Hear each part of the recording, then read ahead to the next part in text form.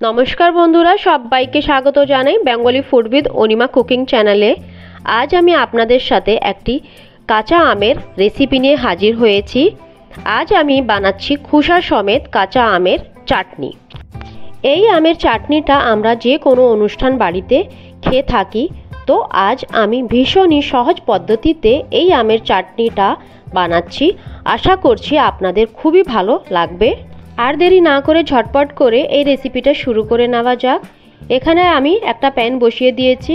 যখন ভালো করে প্যানটা গরম হয়ে গেছে, আমি এখানে একটু ভেজে নিচ্ছি মৌরি আর সামান্য পরিমাণে জিরে। আমের চাটনিতে এই মশলাটাই হচ্ছে স্পেশাল। এখন মৌরি আর জিরেকে একটু ঠান্ডা করতে রেখে দিয়েছি। ওই প্যানে সামান্য পরিমাণে জল অ্যাড করে দিচ্ছি কেটে রাখা আমগুলিকে 5 মিনিটের মতন এখানে আমি সেদ্ধ করে নিয়েছি।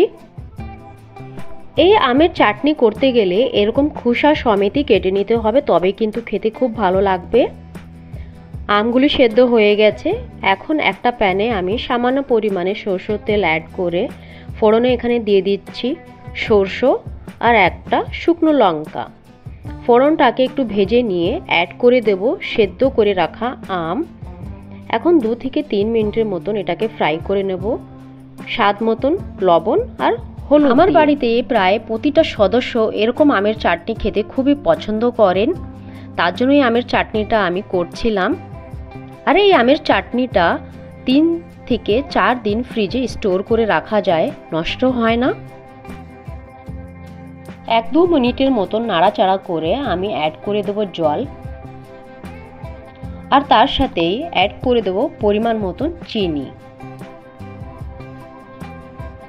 এখন সব কিছুকে ভালো করে মিক্স করে দেব।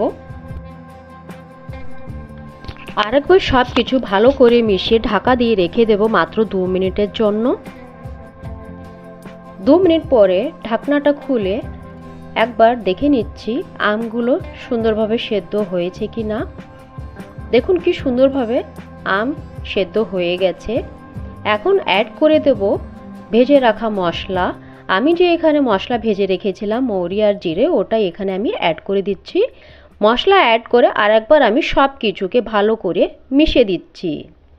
তাহলেই একদম রেডি হয়ে যাবে আমাদের অনুষ্ঠান বাড়ির মতন আমের চাটনি। আমার এই আমের চাটনির ভিডিওটা কেমন লেগেছে অবশ্যই আমাকে কমেন্ট আর লাইকের মাধ্যমে জানিও। ভিডিওটা যদি ভালো লাগে তাহলে আমার চ্যানেলটাকে সাবস্ক্রাইব করে পাশে থেকো। দেখা হচ্ছে পরবর্তী অন্য কোনো ভিডিওতে। ততক্ষণের জন্য টাটা, বাই বাই।